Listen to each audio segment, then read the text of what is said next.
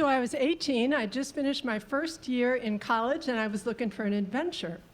That's why I applied to be a server at a family resort in Wisconsin. I was an upstate New Yorker. I was going to college in Vermont. I thought Wisconsin sounded pretty exotic. This server job was serving 3 meals a day, 7 days a week for the families that came to the family resort for a week at a time. In return, I would get free room and board, server minimum wage plus tips, and this was the clincher. If I stayed till Labor Day, $500 bonus. I had never seen $500 in my life. Now, it turns out that the Midwestern definition of resort is a little different from what I, a New Englander, thought it was. I was picturing like the Bahamas, but I didn't know that when I jumped on that Greyhound for my 2-day westward trek to exotic eastern Wisconsin, a little NASCAR town on a lake which is going to remain nameless. By the time the other servers and I were there, they had flown in from Europe, all over the US. We discovered that the free room of our free room and board was exactly that, a room on the 3rd floor of a derelict house with 3 bunk beds shoved into us for the 6 of us servers, 1 bathroom, no fire escape. Claustrophobic me. Each of us was assigned 2 or 3 families per week. We served them breakfast, lunch, dinner. We cleared the tables, reset them in between meals. We tried to make their week vacation as happy and hospitable as we possibly could. And some of those families tipped us at the end of the week. And others of those families did not tip us, which meant that we essentially worked that week for free because server minimum wage then and now is a hell of a lot lower than the unlivably low national minimum wage. Now, the board of our free room and board was us servers eating in the kitchen before each of our shift meals. Breakfast, totally fine. You can make yourself toast, you could dish yourself up a bowl of oatmeal. Lunches and dinners were a different matter, and this is where my story takes a disturbing turn.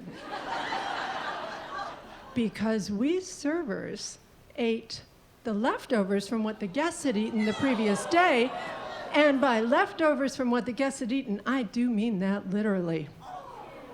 At the end of our lunches and dinners, we would make a pile of the freebies that we found in our food, such as wadded up chewing gum in the salad, a hair binder in the stew, partially used butter foil packets in the spaghetti. And so our free food also came with free food poisoning multiple times.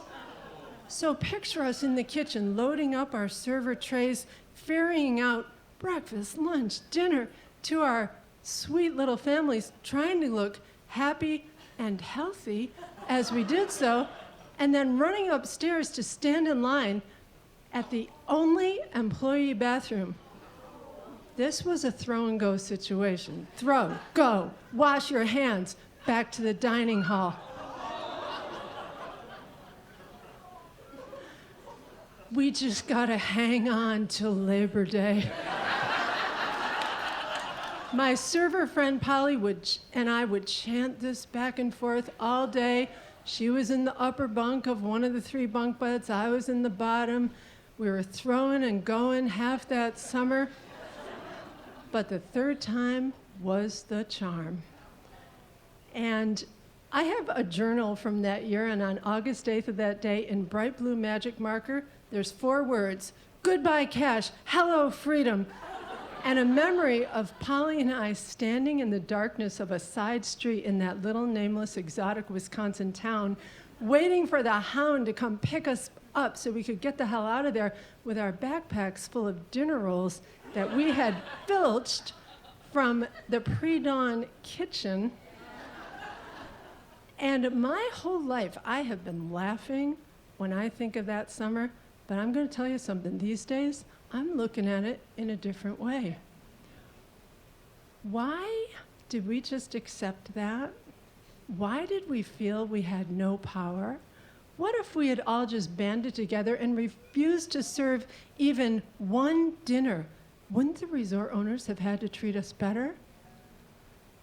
Because it doesn't matter if you're an 18-year-old student or literally anybody else.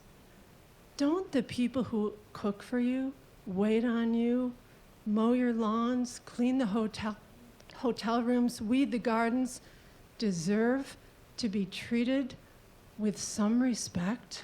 Deserve not to be poisoned, and these days, not to be rounded up like the dangerous animals they aren't, but the human beings they are? Thank you.